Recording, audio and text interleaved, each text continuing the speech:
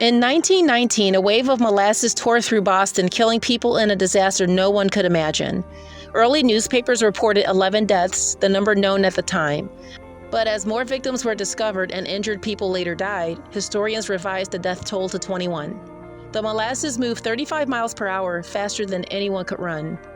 A 2-million-gallon tank exploded, crushing buildings and trapping people and horses. The streets were coated in sticky molasses for weeks, and locals said the sweet smell lingered for decades. It wasn't water, fire, or a monster, just molasses, deadly, unstoppable, and unforgettable.